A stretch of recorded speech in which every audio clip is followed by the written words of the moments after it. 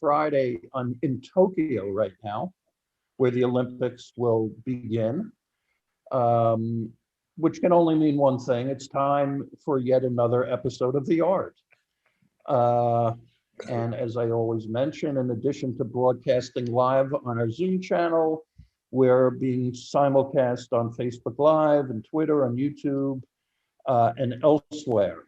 Um, and as we've also mentioned, soon we will be seen by hundreds and hundreds of thousands of our brothers and sisters who are currently incarcerated on tablets that currently are in about 430 different jails and prisons around the country.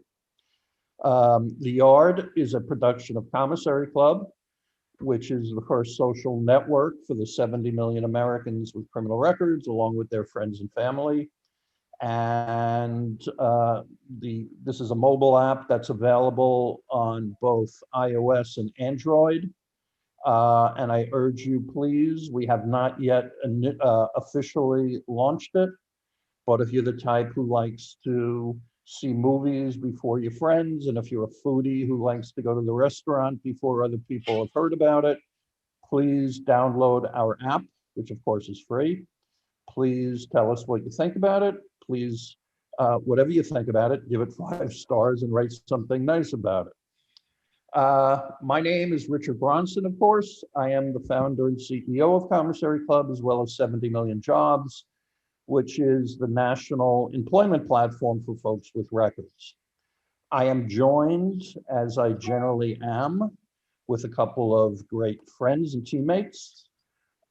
Speaking of the Olympics, of course, I'm joined by my friend and the big man, former NBA LA Laker great Seth Sundberg, who still is well thought of within the Olympic community. Among other things, I believe he still holds the Olympic record for most offensive goaltendings in a game. Is that true, Seth? That is actually probably the closest thing to the truth out of all of what you just said, for sure. Okay, good. Joining Seth, of course, is our dear friend and also a champion in his own right, champion rapper to the stars and entrepreneur, Divine. Hey, D, how are you tonight, sir? Peace, Richard. Great to be here, Seth. Nico, to the audience. Great to be here again. Thanks for being here. And of course, the very fabulous Adrian Hatter behind the scenes is pulling the strings. So thank you, Adrian, for being with us again. We got a lot going on at Commissary Club and 70 Million Jobs. I mean, just you have no idea how much we got going on right now. And it's all good, although it's probably going to drive us crazy. Our employment business, which is 70 million jobs, and which is what we started with initially, we were doing very well pre-pandemic. But when the pandemic hit, of course, companies laid off all our people and they stopped new hiring. And for a year and a half, we were basically out of business. So that was bad. But over the last month and a half, our employment business has exploded, like triple what it was pre-pandemic, because of course, companies across the board are finding it really difficult finding people to fill positions.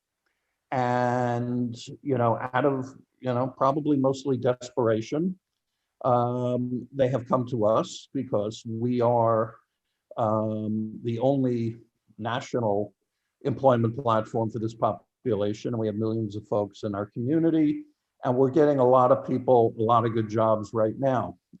We have more business, frankly, than we can handle, and we've been turning away business, which is sort of depressing in a way, but it's also exciting. Mostly exciting because the population that we serve has options to work, and that's the most important thing.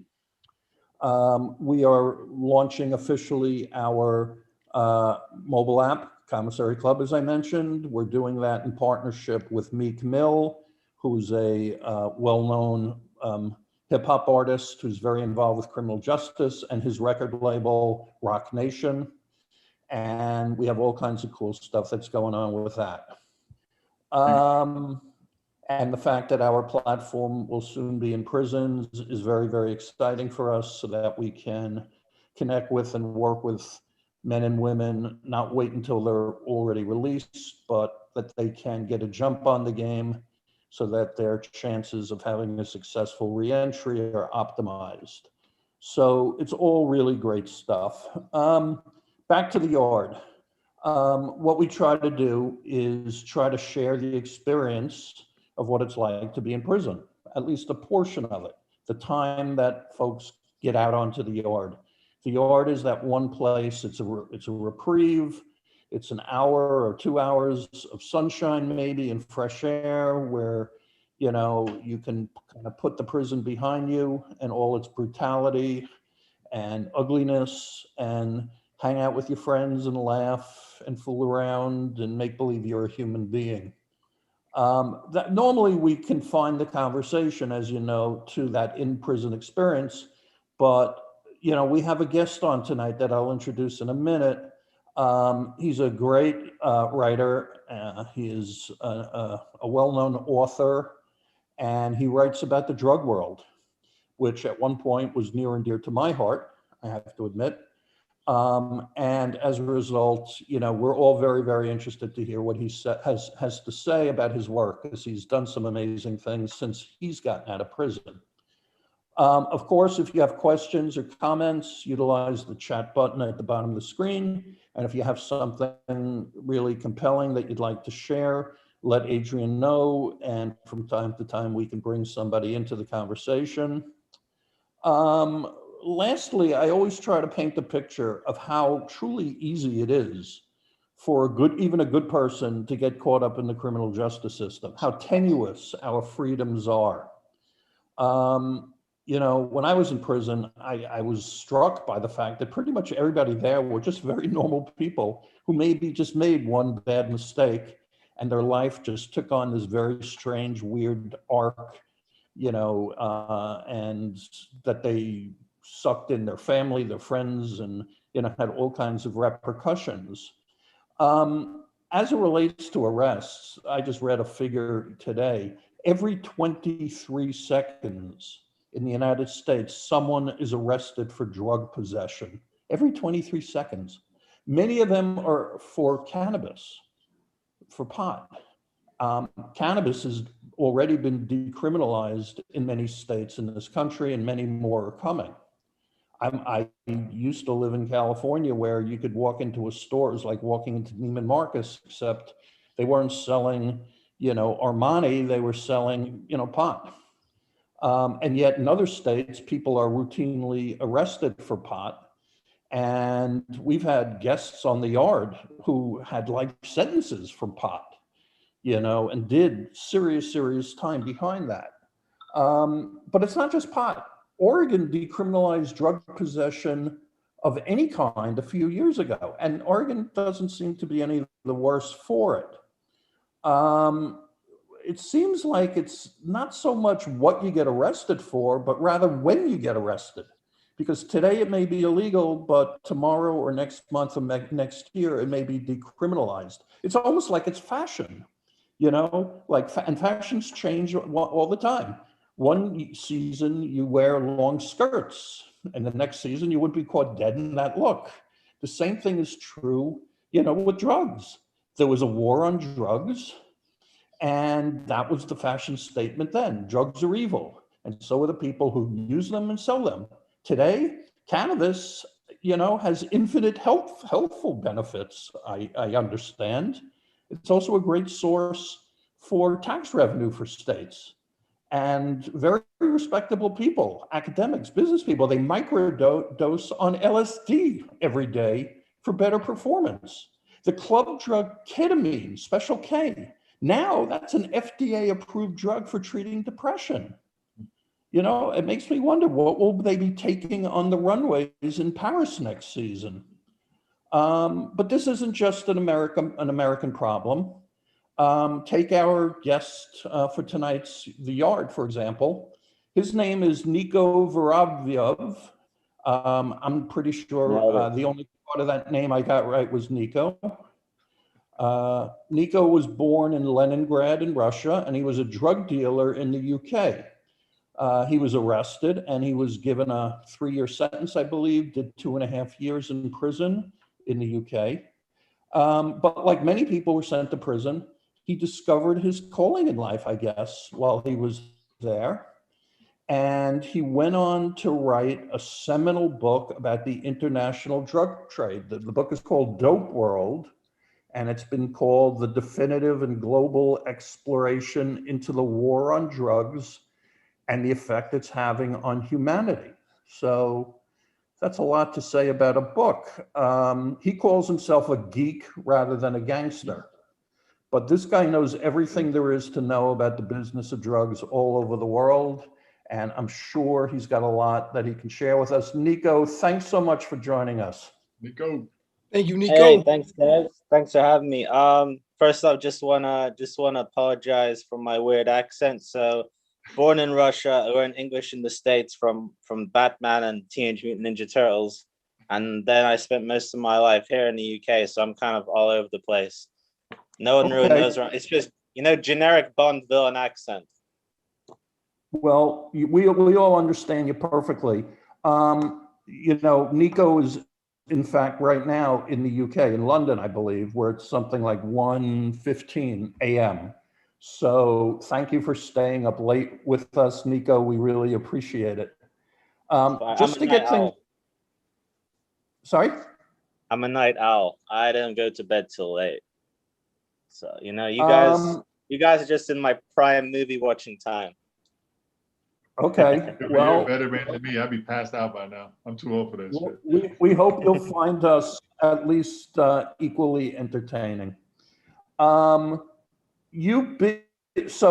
you're a Russian guy in UK, in the United States. You did time in the UK. What's the difference between prison in Russia, the United States, and the UK?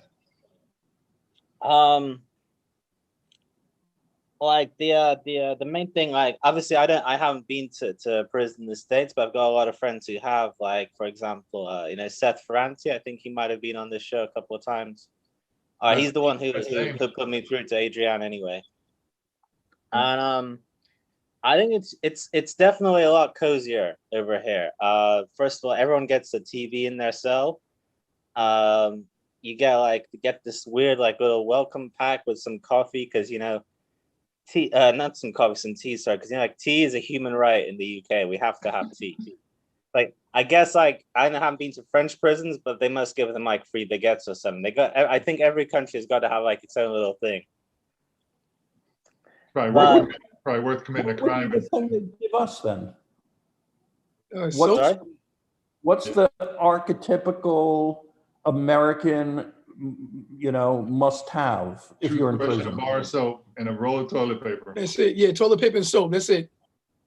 Yeah, right. Toilet paper and soap. It's all American. American. The very first place I was, it was like a newly built private prison, and I'm not gonna say I loved it because it still sucked dick. It was still a prison, but I really appreciate later on. We had our own shower in our cell. We had not satellite TV, but we had 80 channels in our TV, and one of them was actually one of the one of those porn channels where you can call up the girls and they'll talk dirty to you. So what some guys, and we had phones in our cell as well. So what some guys did was they added that station's phone number onto their list of allowed calls, yeah. And then they just call up the girls at night from jail. Wow. It sounds more like Classic criminals. Yeah. But I think they stopped all that shit after the newspapers found out. It's very civilized, even in prison there. Yeah, but I mean, we got a lot of problems as well. I think since when I first got there, it's got a lot worse. So what happened was, with the government we have now, they started putting in a lot of cutbacks. So what happened was, in our prison, in the second prison I was, not the nice one with the showers and the porn girls and everything else, the second shitty old prison, they basically had to fire half the staff. So that means there Hmm. wasn't anyone, there wasn't enough guards to watch everyone all the time, right? So what happened was half the prison got shut down, just stayed in their cells all day, like for 23 and a half hours a day. They only got like half an hour to go out onto the yard because that's like mandated by law, and then that's it. Like dinner in your cell, everything else in your cell. While the other half, they get to go and do lessons. They get to go to the carpentry shop, like whatever the fuck else they'd normally be doing, right?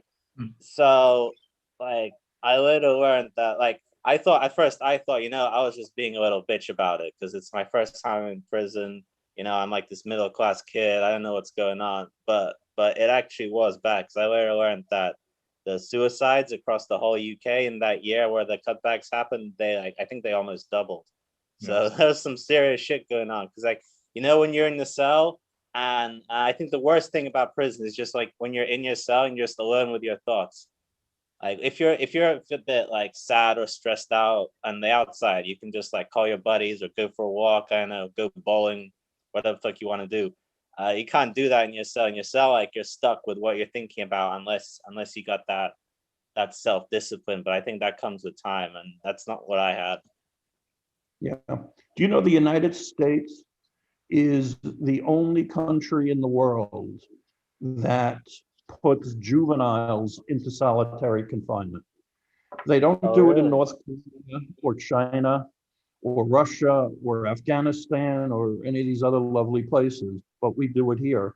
And inevitably, these poor kids go nuts, because just what you're describing, 23 and a half hours alone, particularly when your mind is supposed to be developing and taking in all this stimulus, and there's just none of it there. It's really just it's an irony of gruesome proportions.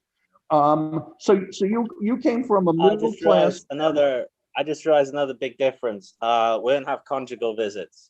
No one in the UK knows what conjugal visits are. We're like monks in there, man. Well, we Wait a have second. that in the I Fed. didn't have any conjugal Yeah, visits. Did no, you? that's a state prison thing. All three of us did Fed time. And Yeah, Okay. we didn't doesn't we didn't get happen. those privileges, Yeah, those no. Yeah. fringe benefits. Only conjugal I had Oh, really? was of a very personal and private nature. Unintentional conjugal visits. That was intentional. Unintentional. Yeah. It was quite Shit. intentional. It was planned out. My I next had a charge would very be murder. lovely romantic evening planned for myself. So let me ask you, you came from, Nico, you mentioned you came from a middle class family. You hadn't Yeah. had any run-ins with the law. You were dealing some drugs. Do you remember like that moment when you first stepped into prison for the very first time? Like what was that that moment? Is it frozen in your memory forever? I mean, I'm not gonna lie. It felt kind of weird. Like it didn't really feel very real. Like I could hear like the door slam shut behind me, like the metallic door slam shut. Like I know, like the first 3 weeks or so,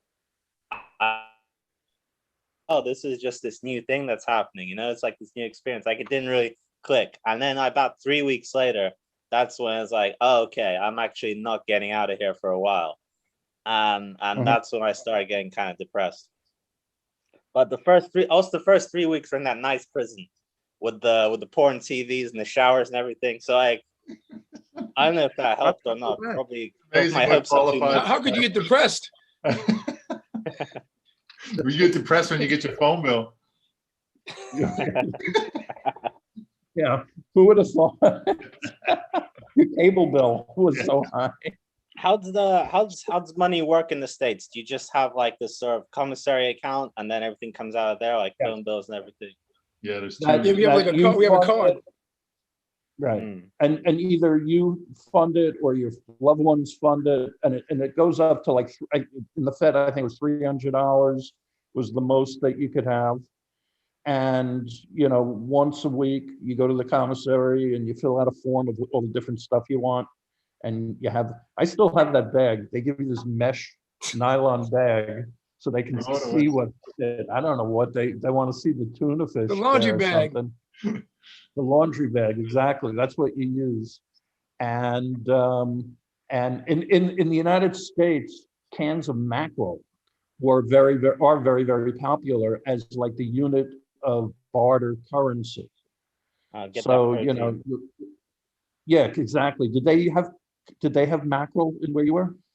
Now we had the classic tuna and noodles combo.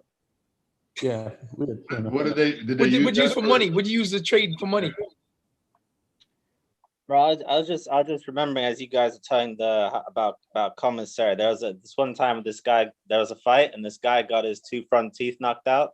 And we were just thinking like if he just put them under his pillow at night, he'd get a little message from a tooth fairy saying $2 being added to your commissary. Oh, God. That's not funny. That's not funny. But sorry, what was the That's a little dark and brutal. What'd you That's say so before I not talk funny, about it's tooth hilarious. Let me ask you, was there, when you were going in there, it doesn't sound like it was a very dangerous place, at least this first place. But was there a fear or a sense of? It's basically like where I was in prison in London, right? And like the main fights in London, they're between like street gangs in London who got beef with each other from the outside. And it's usually like different parts from London, like, oh, you're from Bricks, I'm from Peckham, fuck you, let's go. But Same thing in the States. Yeah. Uh-oh, he froze up. Oh, you froze a little bit there. Nico, you there? Frozen in time. I was shook of everyone else. I didn't look shook. So I know I just kind of got up, tried to get along with everyone, really.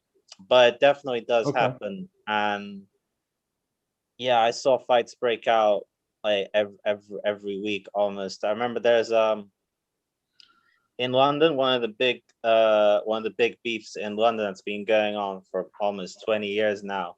It's between the 2 Somali gangs in North London, like the Camden Somalis and the Tottenham Somalis.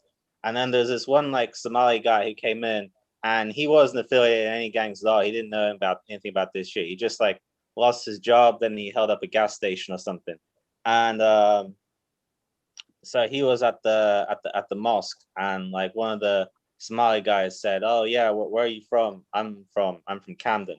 And he just beat the shit out of him right there, just right in the mosque in front of the imam. This guy didn't know anything. He wasn't to do with any gangs, but like sometimes in London, it's like if you're from a certain area, you're like perceived as being affiliated with a certain crew. You know what I mean? We call that on site in the States. It's on site. It's on site, baby. Whenever It's on site. it just goes down on site. So yeah, that's It goes down on site. crazy. On site. Yep. Oh man. So you were arrested for drug dealing, right? Yeah. I got a funny arrest story as well. Please share it. So one of the things the London police like to do, right, is go on the metro. We call it the tube in London, but you know, metro, same thing. It's like they like to stand on top of the escalators, the metro, with their dogs, and it's just an easy way to catch people out without them really having to do much police work. You know, like they either the dog sniffs them or they make it like they can train the dog to just like sit down and indicate, even if they just want to search. You know what I mean? So for that reason, I'd always tell my customers, don't take anything on the metro. There's dogs on the metro.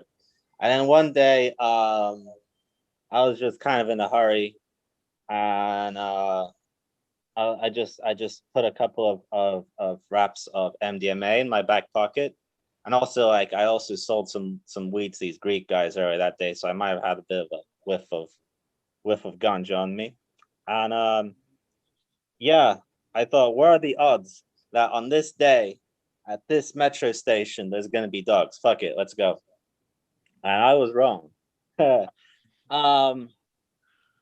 And I didn't actually have that much on me. I think I had about 3 grams of MDMA on me, but because they were in half-gram packs, it looked like 6 grams.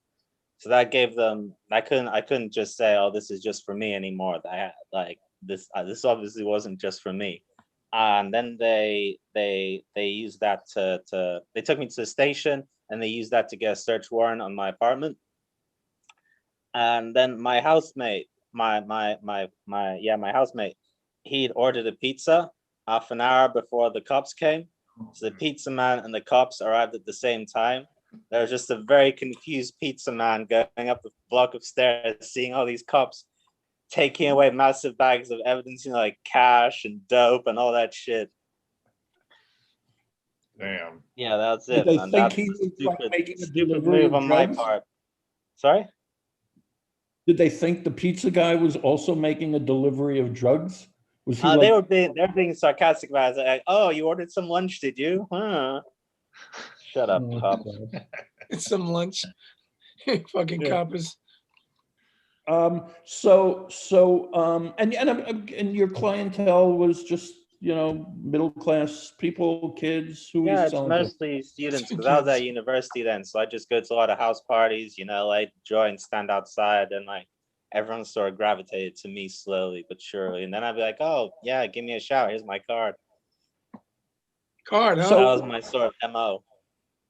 So, Yeah, the card, but Richard. you Was it Mr. Happy? Did it say Mr. Happy on the card? I've got have you heard of someone called Mr. Nice? Mr. Nice? Howard Marks? Oh, okay, that hasn't crossed the Atlantic yet. Okay.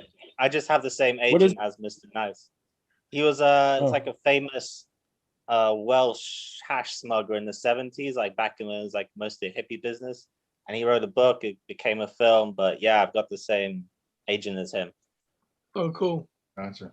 all right. So what, I mean, you were dabbling in drugs. I mean, it wasn't your whole life, I'm sure. You know, it was a way to make a couple of bucks and, you know, you made friends and whatever. Oh, Jane Jones, she found it. Check that link out later. Thanks, Jane. Mr. Anyway, Nice. sorry, Thanks, what? Jane. When did the whole drug world become like central? I mean, when did that really become your major interest? How did that happen? So basically, when I was in jail, I was thinking, obviously, like I said before, you know, you got a lot of time to think. And when I wasn't thinking about useless shit and wanting to kill myself, I was also thinking about like how did I get here? What's like the sort of like the bigger picture? I mean, obviously, the immediate reason why I was there is because I was a dumbass and I didn't follow my own advice and I got caught.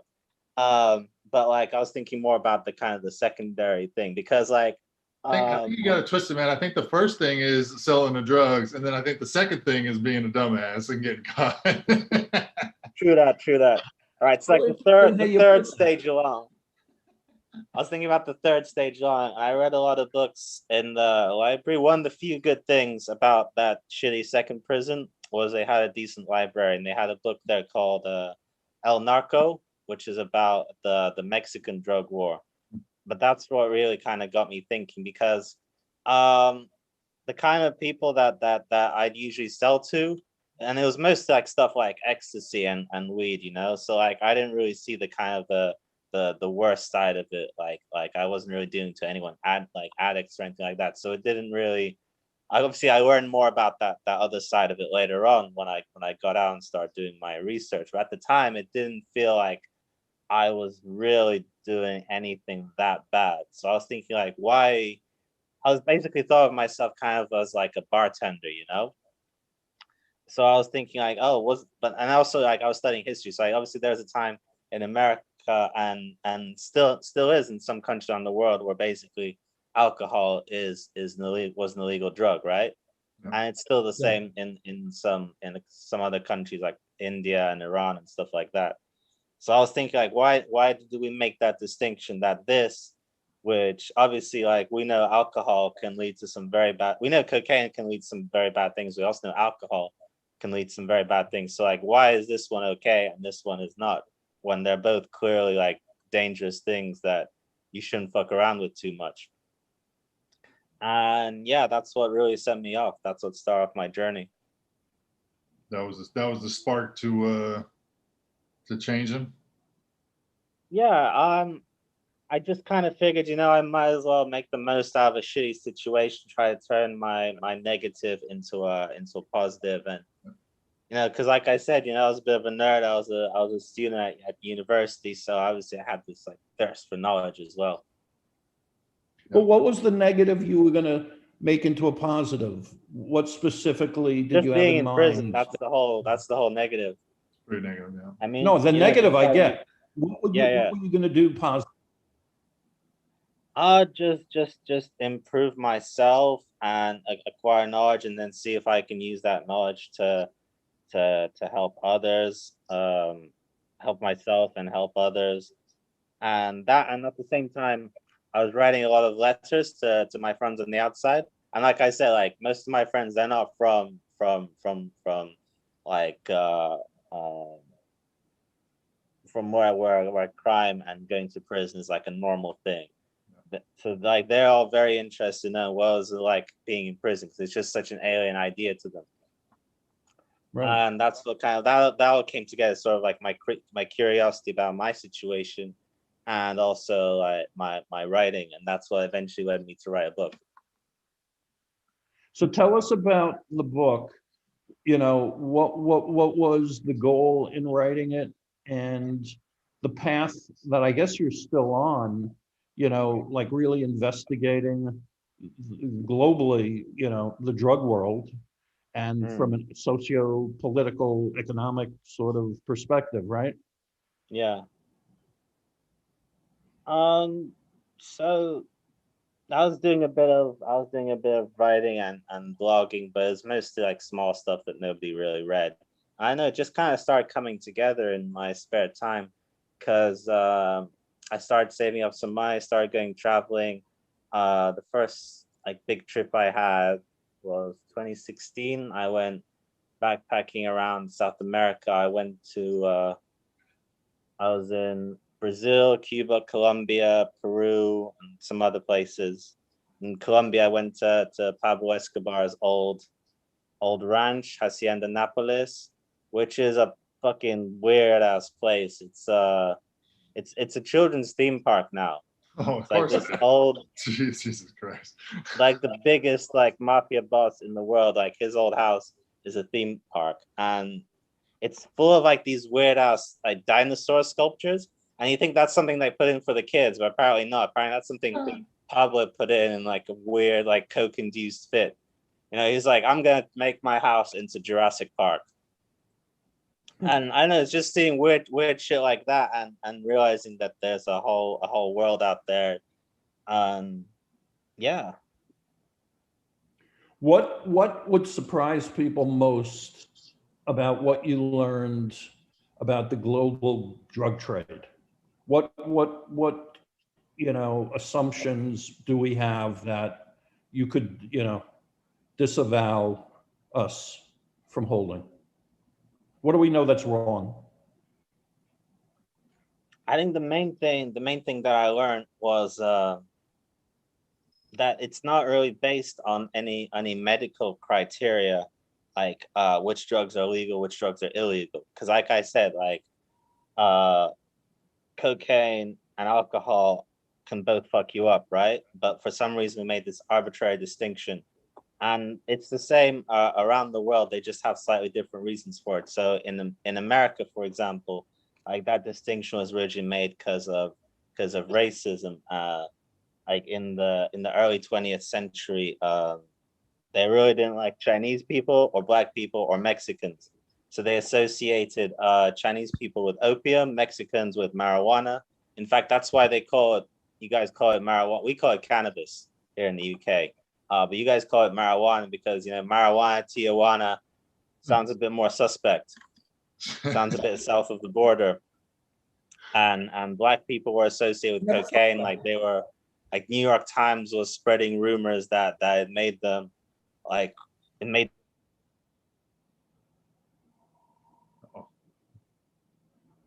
Oh, you're frozen again. Yeah. You're frozen again. Divine, so you were involved in dealing drugs back in your day. Were you interested in drugs, sort of, you know, I mean, were drugs fascinating to you, or were they just a product, a commodity for you?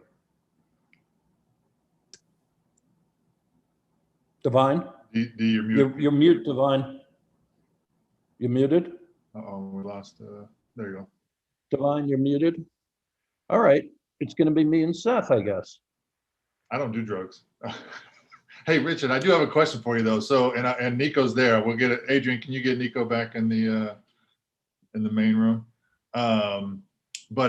So like you just moved to Florida. You know, you mentioned like weed is, you know, is Nordstrom's, you know, in California. I mean, is it the same out there? I'm in Miami now, and you know, I used to live here in the 90s, and I used to actually own a nightclub on South Beach. And at that time in Miami, nightclubs were really a big thing. And people only first went out for the evening at like 2 a.m. And there's no fucking way you go out at 2 a.m. Right. unless, you know, you really have mega dosed yourself. And I dare say that every single person at my club, of 2,000 people may have been there, every one of them was high on something. Yeah. You know, and after all, you had to be, because it was like 900 degrees and everyone's like dripping and on top of each other. If you're not high, you know, like why would you be there? You know, honestly, that was the way I looked at it. So, you know, I mean, the music was boring. You know, you couldn't talk to anybody. The air conditioning was always broken. You know, so why are you there? You know? Yeah. Nico, you made but I don't know if it's still here, if it still goes on. That's how the game works. You know how the game works, bro. I do know, and I saw it firsthand. And then when I went to prison, I had a lot of guys came up to me, because I was in prison in Florida, and a lot of guys that came up to me who knew me, I didn't know them, but they said, yeah, I used to deal drugs at your club, or you know, whatever. And yeah, you know, without drugs, exactly, no scene at all. Yeah. So I assume that's still going on, Seth. I don't know. Yeah. Nico, you made a distinction earlier between welcome back, first of all, and between you know, alcohol and drugs, and like and it's kind of a, you know, in the States you mentioned that it was based on, you know, different ethnicities and you know, shutting that down. I mean, you know, there's this huge thing about, I get it 100%. I saw Mike's background, and I kind of got concerned when I saw his background when Marlon announced that he was a new GP. What? Do you talking to us? Oh, Divine. yeah. Who are you talking to, Divine? What happened? Yeah. Um, Anyway, So weed is you know, weed is becoming legal in most of the states now here in the States. How is it out there? And who made the decision that marijuana is, you know, okay now? You know what I mean? If it was Tijuana versus marijuana, you know, like how is it out there in the UK and you know, and in Russia too? If you know, I'm curious about that as well. So here in the UK, we're kind of like in a weird situation where the government's trying to do one thing and the police are trying to do something else. And weirdly, it's like the police are actually the ones trying to decriminalize, whereas the government's not moving at all. But you have like a bunch of individual police chiefs around the country are saying like, fuck it, you know, like we're not gonna chase No, I'm teenage definitely gonna push sinners him around on. the That's my park goal. I'm anymore. gonna push him on hard. I got him easy. D. Sorry? Divine seems to be having two conversations going on at once. No, you going out. Say it again.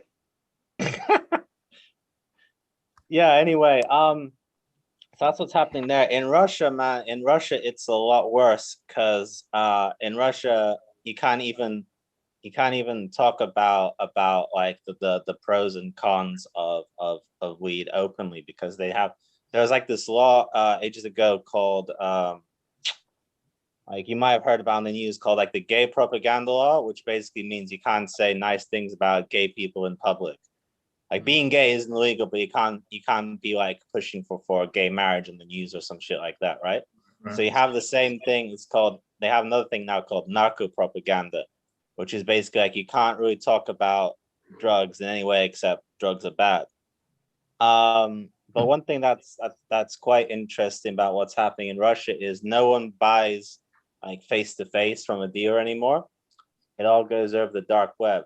Oh, interesting. But as in the dark web, like in America or in the UK, it's like you pay in bitcoins, or I think it's Monero now that people are using. Like, so you pay with the cryptocurrency, right? And then it just gets delivered to your house. So in Russia, our post system sucks. Like, you can't get, if you live in a big block of flats, the postman's not going to walk all the way up the stairs to deliver your package. Just going to leave it at the mail depot. Obviously, no one wants to go. Like, if it got to your house, you can say, "Oh, I didn't know who's sending me all this dope. They're trying to set me up." Whereas if you go to the post office and you sign for it, like, you're not getting away with that shit. Yeah. So what happens in Russia is you send them over the crypto, and you get put on this little Easter egg hunt. So like, they'll send you the coordinates on like Google Maps where they've hidden it, and they show you they send you these photographs with like red arrows like pointing the way. So like, you'll like go to the park, and it'll be like under the third bench on your left or whatever. And now there's first of all, there's like a whole bunch of kids going around parks hiding little stashes everywhere. Yeah. And there's like a bunch of other kids walk around digging under trees and under bins and stuff looking for it. It's a weird ass scene. We had this thing a couple years ago, and I was in San Francisco at the time, and it was Pokemon Go. Did that get out there? And people are just losing their brains in the middle of everything, like, and they're like following and they're running in groups, and I'm like, what is happening to the world right now? And I gotta imagine that's the same thing that's going on out there in Russia, where kids are just burying shit and planting shit and doing all that. It's like, what is going on with all these kids running around? It's the Pokemon Go of Russian crack. But yeah, exactly. The Russian Pokemon Go. Jesus Christ. You know a lot about it. I mean, honestly, were you involved in the whole Pokemon Go thing? I mean, I was in a niche group of Pokemon Go's for 7-footers. It was a hidden underground 7-foot Pokemon Go group. We were stealthy, we were slick, and we were dangerous. You were, and good looking. So Nico, in your travels, were you ever in danger? You must have been in some dangerous situations poking around where you shouldn't have been poking, right? Talking about poking. Well, usually like I always tell people straight up like who I am and what I'm about to avoid trouble. But there was 2 times, I think. No, there's 3 times. 3 times, and I felt kind of So the first time was in the Philippines. So I don't know how much you guys know about the Philippines. They have this crazy president there called Duterte, who's basically like Asian Trump times 10. And basically his whole thing was I'm just gonna kill everybody who like sells drugs and uses drugs. And like, when he was doing his election campaign, people were thinking like, oh yeah, he's just saying that, he's like any other politician, he's full of shit. 5 years and 30,000 extrajudicial executions by death squads later, and he really wasn't fucking joking, man. But I got a local journalist to introduce me to one of the hitmen that the police hired to do their dirty work, and I was just sat. It was like in the back of this karaoke bar, in the back room of this karaoke bar, and I was just there. I think like halfway through, he like pulls out this pistol from his backpack, starts waving around, and like the gun barrel just passed by my face. I'm like, I really fucking hope no one told him what my old job was. Yeah. No kidding. I mean, when you're in the back of a karaoke bar, though, nothing ever good happens at the back of a karaoke. Nothing ever good happens at a karaoke bar, period. Well, including music. Yeah, exactly. That's funny. So, how long did it take you to research your book?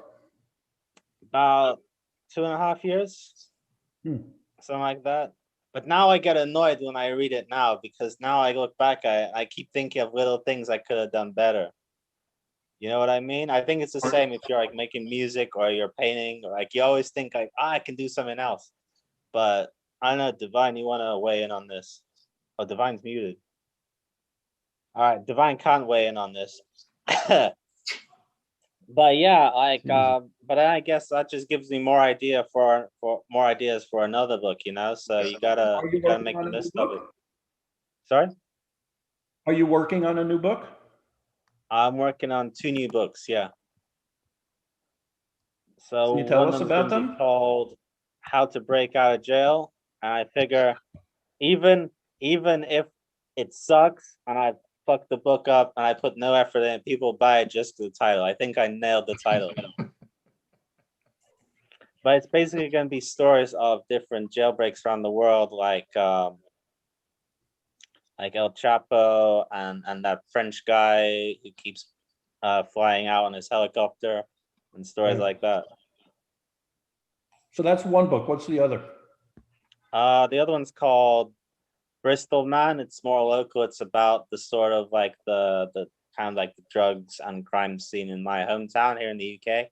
Because I didn't actually grow up in London. I grew up in a smaller town about 100 kilometers away, and like a lot of the books about crime here in England, they're always about like the big cities like London and or Manchester or Glasgow in Scotland.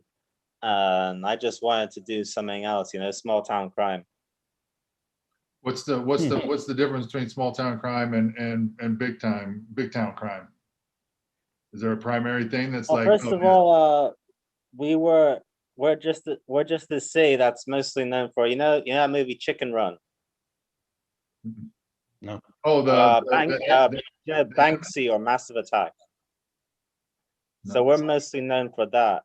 Whereas we're also like the first city in the UK or in England, sorry, to have armed police walking the streets because our cops aren't armed. Um, that's one big difference with the States. Most cops don't carry weapons. Yep. What's I want to ask you, what's the most positive takeaway you have from prison? Like your whole prison experience. Mostly everybody deals with it's like a negative experience, right? But there's Yeah, always yeah, like yeah. a positive underlying thing that people take away from prison and use to change their life. I've done it. Richard has done it. Seth has done it. What is it for you? What was it for you? I think the main one's my sense of risk has changed, you know, Yeah. because you know when I was a younger guy, I thought like nothing's gonna happen to me. Right. I just thought like for some reason I'd just be like the lucky guy that gets away with it, and like some prison was like something like some of the kids I went to school with, they end up in prison. I just thought they're idiots. That's not gonna happen to me, and then it happened to me. And yeah, I guess that was the idiot. But then it's also like something you can learn from as well, you know? You learn that you're more fragile, you know what your limits are more. So in that way, I think I've grown as a person. And I also don't look down. I try not to be so judgmental. Not only people like who've been in prison, but also people with like mental health problems because I suffered from mental health problems when I was in prison. You know, like I was talking about being in the cell really fucked with my mind. So like it's helped me put myself in other people's shoes more. But you also learned to write. That's where you started writing. Yeah. Yeah, that's another thing. But what you just said, I mean, it's like part humility, it's part respect of other people, not being Yeah, I'm not gonna lie. judgmental. I was kind of a judgmental prick back in the day. Me too. Me three. Richard Yeah, that's still might part be of actually. what's that? What'd you I say, said Dave? Richard still might be actually. So, old habits die hard. Really? I'd like to think I've changed. But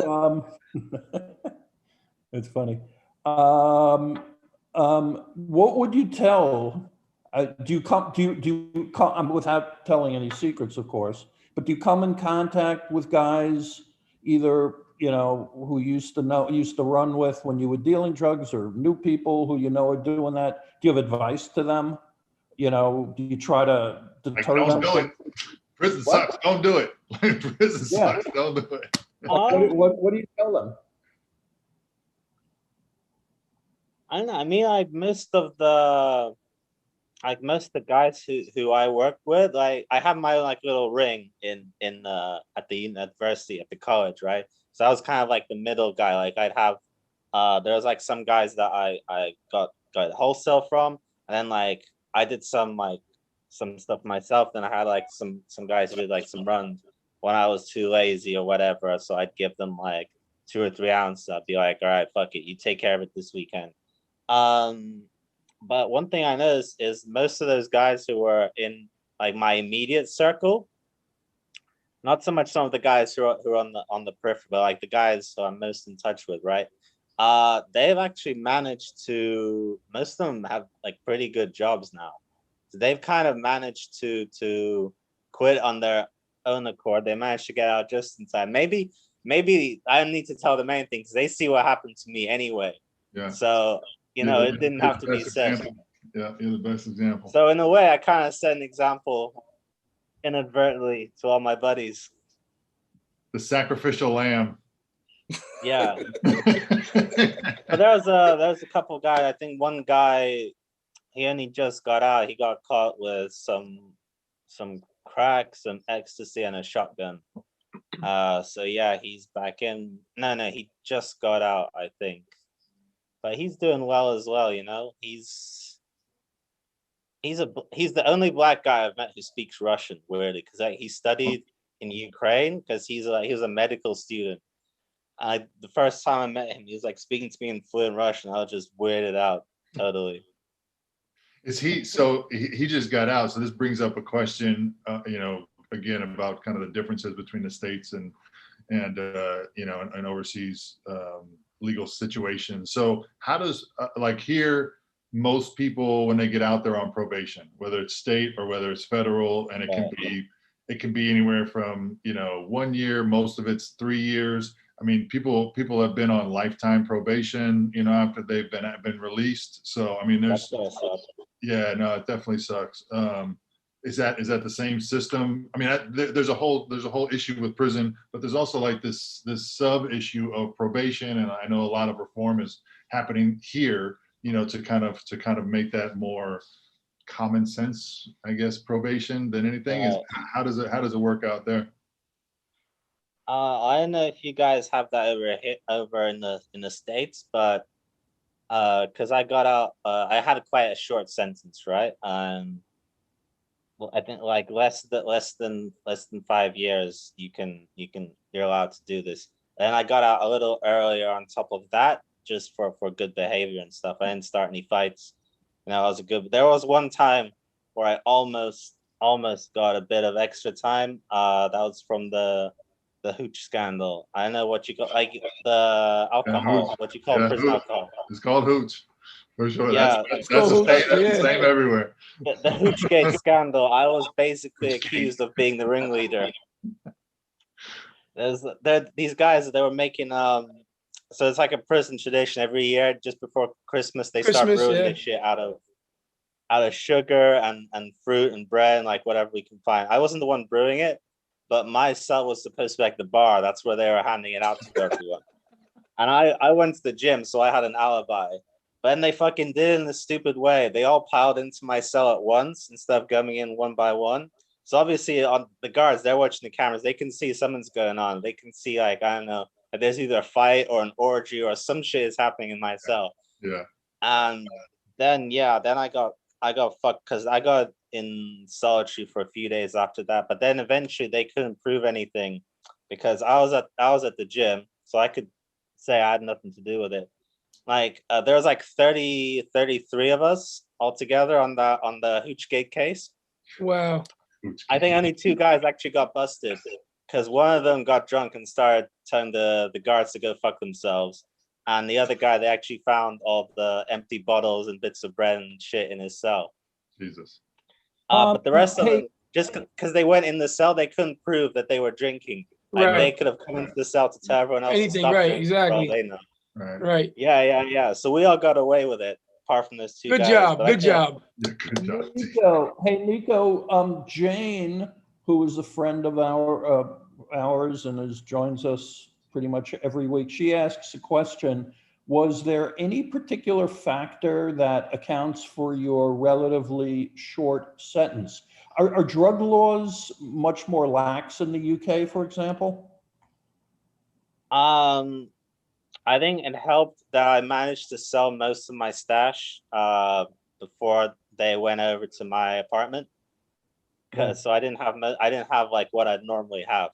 It did mean though that I had a lot of cash in the apartment, which I'm never gonna see again.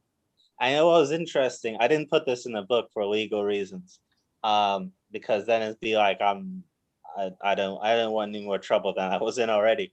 But I know that I had at least $6,000, so I don't know how much that is in US dollars, probably like $10,000 or something in my apartment, right? But in court they declared that they only found $3,000. So I'm hoping that at least some of that went to pay for some cops kids like college degree or something. You know, I hope it went towards a good cause and not the policeman's annual picnic. Yeah. Do you should drugs be decriminalized? What's your thoughts on that? Drugs or Drugs in general. I think Oh. there's like a difference between legalization and decriminalization. Decriminalization, that just means you don't get punished if you have just like something for yourself, right? But it's still illegal, so you still can't go to a shop and buy it like you can buy a can of beer.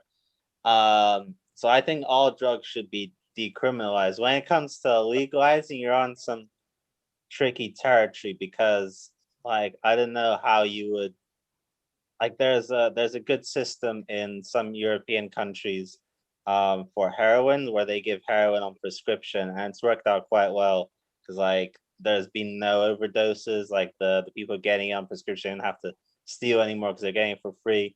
But then when it comes to other shit, like I don't know how you would legalize meth, you know, because or Right. cocaine, like I don't know, because there's like I don't think we should punish people for it, but I don't know how that would work in real life, you know. I mean maybe there's a way to do it. I just don't know what it is. I think that's something for the doctors to decide. I mean, shouldn't it be like people are adults, right? They want to use drugs, they want to use meth, they want to use coke. Yeah. Should be their free I think choice. that they should be allowed to do that, but at the same time, like I don't know, like how realistically how you're gonna convince voters to go for it as well. You know, it's in a way that they feel safe because obviously Well, that's a lot what of they people have this think about. exaggerated idea about a lot of drugs as well. Well, they allow alcohol and cigarettes. Cannabis. true. That was the thought. But how do you that sell that no idea? That's the I that's the problem. got the solution for meth. You guys ready for this? Yeah. So here we go. We make meth legal, but the requirement is, you know, those bikes that you jump on and you spin and they create like energy. You got to give back to the grid, man. Have a At heart least- attack. Oh, shit.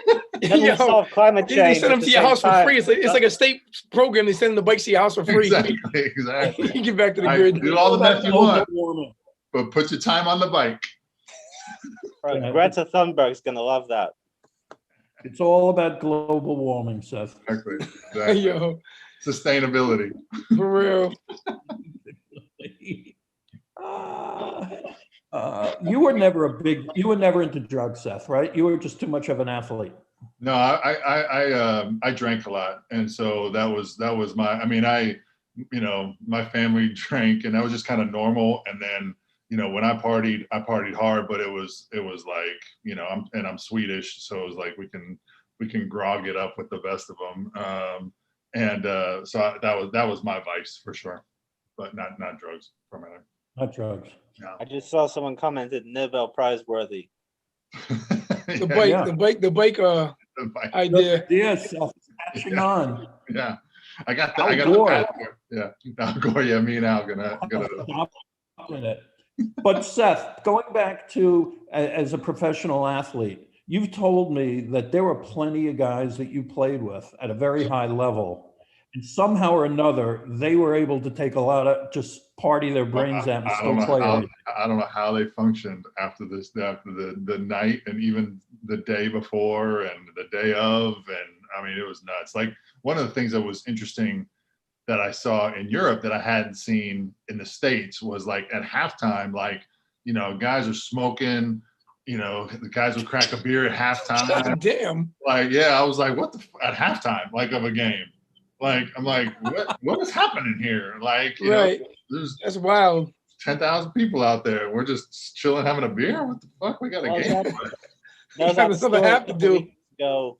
Or was that chick from Texas? Like she wasn't allowed to run the Olympics because she smoked some pot. Well, Yeah, some old bullshit in the game. That's some bullshit in the game right there. That's when you see privilege taken, like that's when you have privilege and power being misused, man. And you know what I mean? It's a bunch of bullshit, man. You know how the game goes. and I was thinking, if anything, they should just give her a handicap, just give her a little head start. Because if you're Whatever, smoking yeah. weed, the only thing that's really good for, the only sport that's good for is like a chocolate donut eating contest. You know what I'm saying? It's not an athletic enhancing drug, Exactly, if you yeah. would. Substance. Let's call it I'm a so substance. relaxed. I'm so flexible. Yeah, exactly. I can't even run that good. Yeah, exactly. Come on, man. But It's the last thing I want to do. So wait a second, Divine. Are you saying that with the Olympics coming up, because we are nothing if not very topical here on the yard, are you saying that in general, there should be no restrictions against people, doping or, performance? hold on. Doping? Meaning doping or smoking weed? Doping? No. Doping in the athletic sense that they're taking steroids for Oh, I performance. mean, yes, enhancement. that's a different thing, though. Steroids, classification of those type of drugs are definitely something I don't condone that. I mean, if that's what the rules are, that's what the rules are. But you're going to penalize this young woman for smoking some marijuana, cannabis, like I don't see it. Like I don't see the. I don't either. Exactly. I But don't I'm think just it's fair. I don't wondering- think it's right. But it's Who how gives a it's how the game goes, man. Anybody else would have been a different thing. There's a lot of talk about, this has nothing to do with drugs, but we are talking about the Olympics. There's a lot of talk about what different athletes, how they're going to be expressing political statements, that they feel strongly about. And I was reading in the paper today, Tommy Jet Smith, who was one of the athletes. Exactly. Yep. I'm about to say that. Yep. With Do the John black fist Carlos. up. Right. And which at the time was, an incredible statement. He said Right. he's spoken to a lot of athletes and a lot of people are planning all sorts of things, to express their outrage and their feelings. I mean, the same thing with Cap taking a knee. I mean, it's the same expression, right? Yep. And there's a weird situation here in the UK with taking a knee. I don't know how much you follow soccer in the States, probably not at all.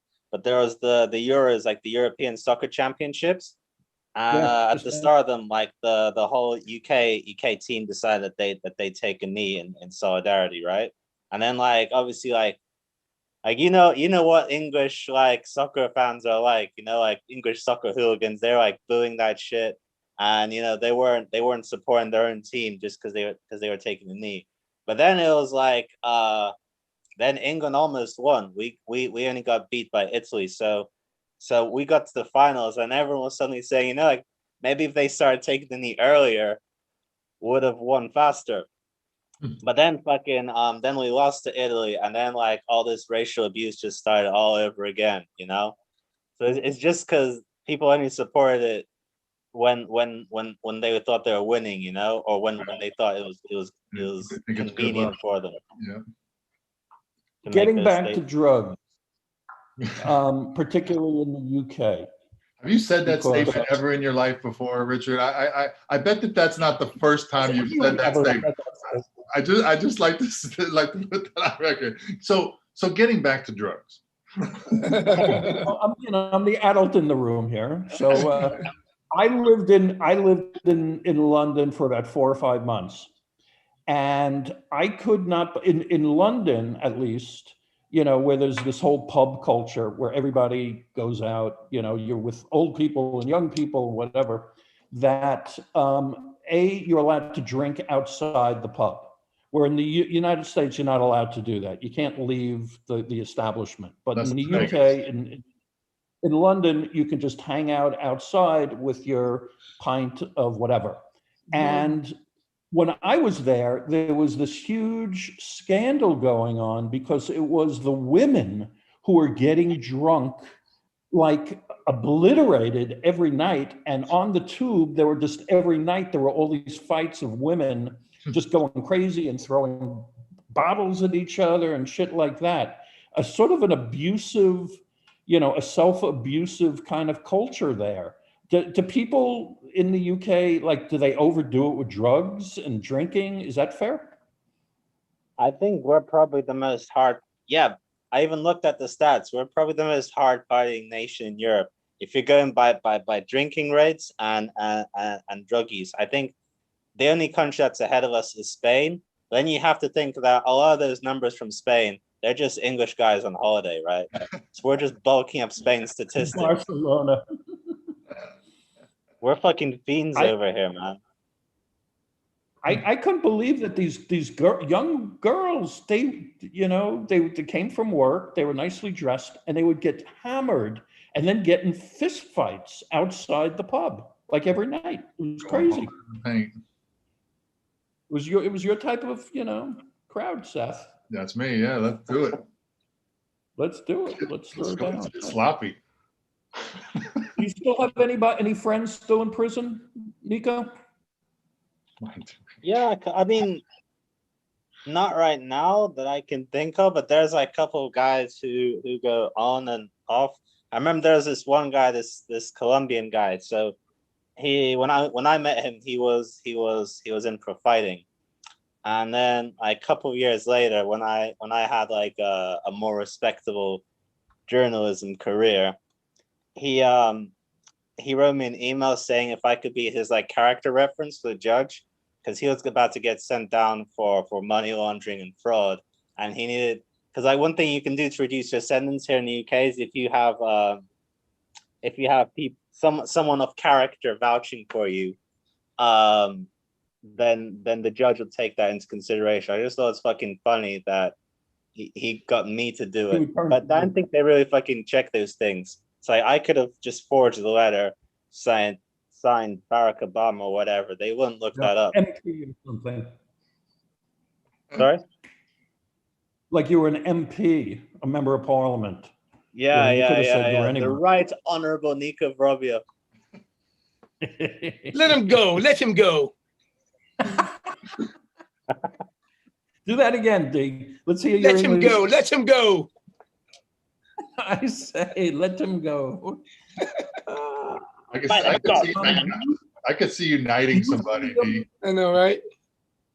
Do you feel any connection to people, who come out of prison, or any interest in trying to help them in some way, or giving back, or any of that? Do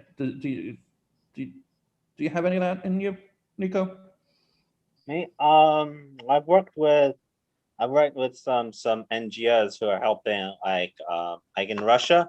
I volunteered with this group, which is one of the only groups in the country because the government like shutting them down. So we're helping a lot. It's not specifically people from prison, but they get a lot of people from prison in it because it's helping people like with serious drug problems. So like they gave them like legal advice and like tips how to use safely and like try to set them up with jobs and stuff. It's not so much like ex-convicts, but you have a lot of ex-convicts in it. Yeah. Would you say that like the UK versus Russia like is like the drug rampantness or whatever is more? I thought so. I played basketball in Russia for a year and it was great basketball, a lot of fun. But I had just gotten off the plane, went to practice. The person that owned the team also owned a couple clubs in the city that I was in, and so we go to dinner, and I'm straight from practice, still in my practice gear, and I go on, I go to this table, and it's kind of family style, and meeting the owner and all this, and they put these clear jugs of what I thought was water on the table, and I'm like, shit, great, 'cause I'm thirsty. Like I just got done with practice, like, and so I fill up a glass full of what I think is water and no ice because nobody uses ice in Europe, right? Like, so it's no big deal. And Ice for pussies. exactly. So I fill this thing up and I just start chugging it. And about halfway down the glass, I realized it's not water, and it was just straight vodka. But it took me a minute to like figure that out. But then they were like, that was just the thing, you know what I mean? Just like vodka everywhere, you know what I mean? And all the stuff going on is that they went pretty hard is the point that I'm trying to make. And I'm trying to see if like Where are you the going UK, with this, Steph? huh? Other than the fact that you can't, it takes you to drink the whole glass before you realize it's not water. I used to be pretty The fact good. that your senses are not all that keen. I was Where are you thirsty. going with this? Did you hear me preface it saying that I was thirsty? Yeah, he didn't give a fuck. He was drinking. I didn't know. I think you just drank that glass. It was also, I mean, it was small in my hand. But is it worse in Russia than UK, like with drugs specifically, or is it? I think with drinking, Russians know how to handle their drink better because in Russia no one really drinks on empty stomach. You know, Yeah. we like to have that. We like to have that Smart. balance. Whereas in England, like you were saying, like you just go to pubs, get fucked up, and start fights. We don't in England. We don't really know how to handle our liquor. They drink for dinner. Yeah. True. Well, the food's not that great in general, so you know. I think that's the whole reason to drink is that we're going to be fighting later on. That's the whole excitement of it all. Get a workout. Exactly. Go. Let's go. We're going to fight. Let's have some drinks. Wait, let me Just have a drink before the fight. Exactly. It's like the precursor, the prelude. So, do you spend any time in the United States, Nico? Yeah, I learn English there. That's why my accent's a little bit here and there. No, you A little speak bit well, but I English, mean, no, Russian. a little more recently, I'm saying. I mean, do you come back and forth from time to time? I don't think I'm allowed back in. You guys don't like convicted drug dealers over there. Sound like Canada. But Yeah, we're not allowed to go into Canada. And Exactly. anybody can go. You commit the I think crime, you so. can't I go into think- Canada. I really hope that Pretty low if they won't let you into immigration Canada. aren't listening in. For real. But I don't think it'll be that hard for me to get in though, because like unless you're like wanted by Interpol or something, like what are the chances that they're gonna check my passport? Yeah, it worked. Oh, yeah. Playing those odds worked so well for you the first time. Like, let's Yeah. roll the dice again. I learned nothing. I learned nothing. Pizza guy and the cop show at the same time. I think the odds are very good that they'll catch you, actually. If you're I think not they're supposed to. probably pretty good the first time too. Be careful and watch out for the dogs. All right. Nico, is there anything you're working on now that you would like us to know about, or some way we can support your work or look for your next book, or you tell us? I don't know. I mean, you know, if you guys, I'm a publicity whore. You know, I never turn down an interview or podcast or whatever. So, if anyone wants to holler at me, I'm always open. I'm always on all the social medias except TikTok. I refuse to get TikTok. Just a matter of time, bro. TikTok for me is just like TikTok is taking over, man. TikTok's taking over. Are you guys on TikTok? I mean, I'm on there, but I don't use it. But TikTok is like people are just like crazy with it. Yep. TikTok. Maybe I should start an OnlyFans. Get on that. That seems to be popular in these days. Yeah. What is OnlyFans. Oh shit! You guys read there was like a story like these guys in a Mexican jail. They started an OnlyFans. Oh my God. Come on, stop, bro. What the hell were they doing? Making hooch? Hopefully. I guess you have to sign up. It's like a members only thing. I'm good now. I'm not signing up. I'm good with that. I'm good with that. We'll use D's login. Yeah, right. All right. Speaking of D, do you have anything you want to share before we say goodnight? Nah, man, it was great. Yo, Nico, it was good interviewing you and vibing with you, man. You got a great spirit. Keep up the great work, man. You changed your life, man. Keep it going. Don't give up. Continue to believe in yourself and inspire other people, man. Also, join Commissary Club. Create an account, come on there, be somebody of resource, be somebody of knowledge, information, share your story. And I'm sure there's a lot of great stories that you could write about from people you engage on Commissary Club. We'll Yeah. do, man. We'll do. Yeah, great idea. Seth, do you want to Yeah, no, add man, something? this is a lot of fun. I appreciate you coming on for sure. And any way we can support your work and all that. Again, I mean, the drug culture is definitely, it's a strange thing. I mean, from the legalities of it, from the desire for it and all that. So I think the more awareness that comes around that, the better it is to, get a logical and solution for it, and, if you want to use my idea about, to give it back to the grid, it's yours. We'll do a 50-50, man. I'm with you on that. Revenue share on that. Revenue share, exactly. Rev share. No, I appreciate you coming Yeah, on. Try the next so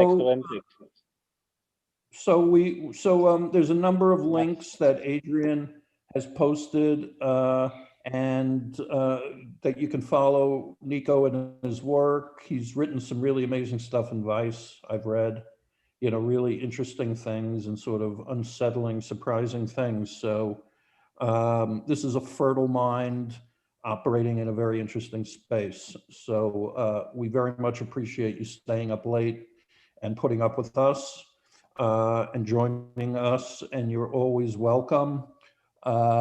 We at Commissary Club and 70 Million Jobs, we are so thrilled by what's happening with jobs for the population we serve. There's a direct correlation, as many people know, between unemployment and recidivism. And when people get jobs, they almost never, ever get in trouble again. It truly is the silver bullet. So, if you know people who can hire, definitely consider hiring folks with records. It turns out they actually make excellent employees. And as Divine pointed out, please check out Commissary Club and post there and share stuff and ask questions. There's some great people there already, and I don't even know how they found it because we haven't launched anything yet, but there's a lot of people there already. So we think, before we got started in business, we spoke to a lot of people with records, and we said, what do you need? What do you want? Where's the pain? And almost every one of them said, we need jobs and we need community. The job part we knew, the community thing really surprised us, how important that is to this population. I was on a podcast with a friend of ours named Jeff Grant, and he does a white collar once a week thing. And I'd never been there before. And I felt like, I was part of a community, and it was really meaningful to me. So we just ask everybody we should support each other. We need to look after each other. We need to help. If we don't help each other, nobody's going to. That much is for sure. But together, in the United States, there's 70 million people with records. That's 1 in 3 adults. We could elect any president we wanted. We can change the laws, and we can certainly help each other out by being role models and inspirations. And I think the world would be a better place if more of us did that. So thank you all once again for joining us. We will be back next week. We will inevitably have another very interesting guest who will bring a different perspective. We try to really shake it up, and we thank you so much. Be safe, and we'll see you next time. Thank you, Have a good Nico. night, everybody. Thanks, All right, Nico. good night, everyone. Thanks for having me. Peace, everybody. Have a good night. Thanks for joining. Namaste.